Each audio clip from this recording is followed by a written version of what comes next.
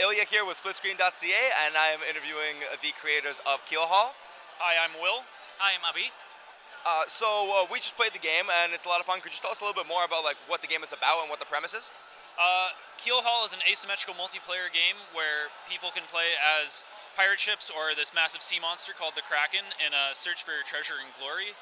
We really wanted to make an asymmetrical action game in the pirate genre because we think that that's very unique and interesting ourselves, and that seems to be the case so far at EGLX. Our inspiration for this game is from Sid Meier's Pirates, but we also wanted to make it like a multiplayer game, so it's kind of like a fusion between Sid Meier's Pirates and Mario Kart, like a party game kind of thing. And we really want like friends who play this together, but like they want to like hate each other by the end of the game because they're like really mad at each other. That's the kind of feeling that we're trying to capture. Right, all the warm fuzzies that come with sinking each other, yeah. All that good kind of stuff.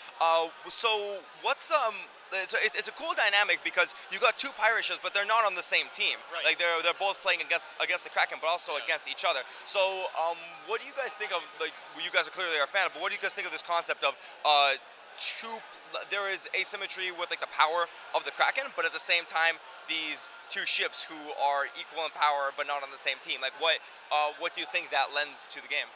The thing is, if you look at the pirate ships, the pirates are like competing for treasure. That's what they do, right? And while they're doing this, while they have to take care of this other ship, there's this Kraken who's just messing things up, right? It's this chaos thing. They're like, oh, they're fighting over it, and then all of a sudden this Kraken comes up, and it's kind of it's a big mess. That's the kind of feeling that it brings in. It's like he's more of a disruptor. The Kraken is more of a disruptor than anything else, and he's just there to mess things up. We really thought that making a pirate game, the pirates should act like pirates and try to steal from each other at every opportunity. So that's why you have the opportunity in this game to steal the treasure from the other player's ship. And the Kraken is sort of a boss fight for the map that's really there to, as Abby said, to mess with the pirates. Right. Could you give me an example of something that of a balance fix that you guys were recommending that you guys implemented that you thought helped?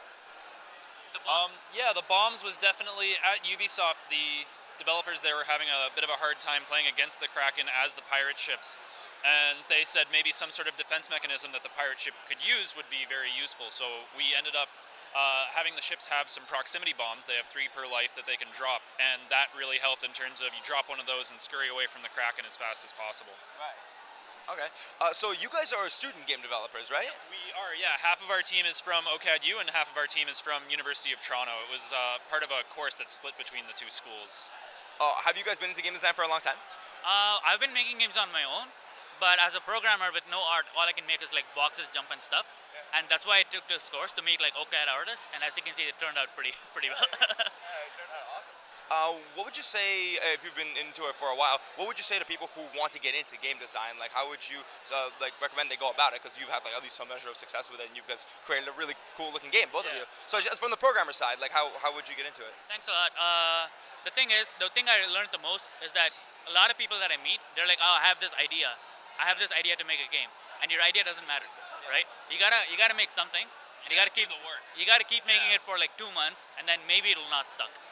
It doesn't matter what your idea is. You just gotta make it. Right. That's what I've learned. You might have the best idea in the world, but the worst execution can kill it. So, if I could add, the best advice I think to someone who has an idea for a good game that they think is going to be the next big thing, just start making it. Whether it be in Game Maker or in Unity or whatever tools you have or tools that you can learn quickly.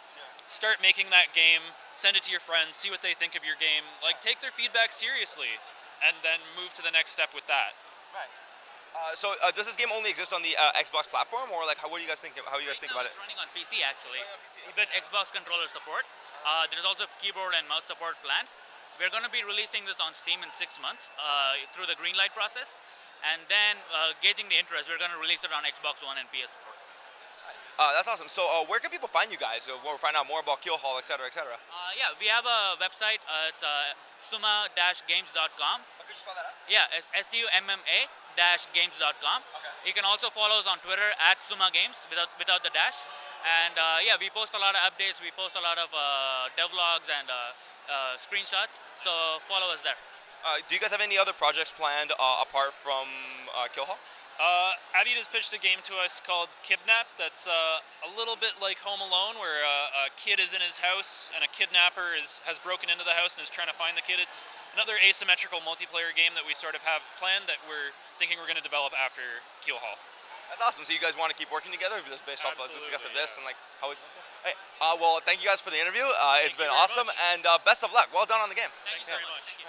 Now, am I a little bit self-conscious because there's a microphone in front of me? Probably. Is this a weird experience? Probably. Does that just add to how fucking stupid I am most of the time? Probably. Should I swear less? Definitely. Jason told me to. This is splitscreen.ca. I'm gonna say that a lot.